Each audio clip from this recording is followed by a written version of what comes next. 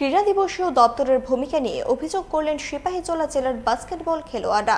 আগামী 31 আগস্ট চরিলাম অটল বিহারী বাজপেয়ী স্কুলে রাজ্যভিত্তিক বাস্কেটবল প্রতিযোগিতা অনুষ্ঠিত হওয়ার কথা ছিল। সে অনুসারে প্রস্তুতিও চলে জোর কদমে।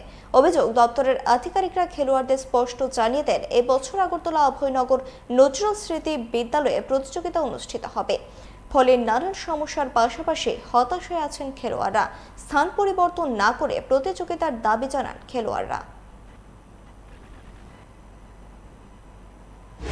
তো আগামী 31শে আগস্ট আমরা চরিলাম অটল বিহারী বাজপেয়ী স্কুল মাঠের মধ্যে একটা রাজ্যভিত্তিক আন্ডার-17 খেলা হওয়ার কথা আছে।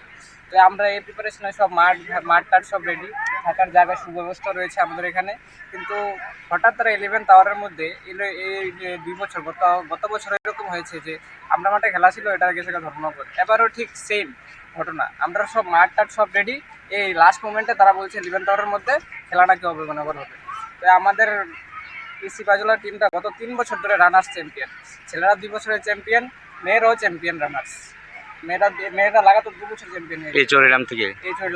তো আমরা তার কাছে বক্তব্য যে চরিলামবাসীর লোকে বা চরিলামের বাস্কেটবল প্লেয়ারের লোকে এত নিজ ব্যবহারটা, তার এরকম আচরণ কি ঠিক হয়েছে নাকি বলে? স্যার, আমরা অনেক বছর ধরে খেলতেছি, খেলা শিখতেছি, তো প্রত্যেকবারই আমরা চ্যাম্পিয়ন হই। তো কোনোবারই আমাদের হয় না আর কি। তো আমরা জানি মাঠটার সব কিছু রেডি হয়ে গেছে, তারা হঠাৎ করে না করে দিচ্ছে যে এই মাঠে হইতো না। তো আমরা বক্তব্য একটাই যে আমরা এই মাঠে খেলাটা পারলে যাই, আমরা এই মাঠে সিলেকশন করি।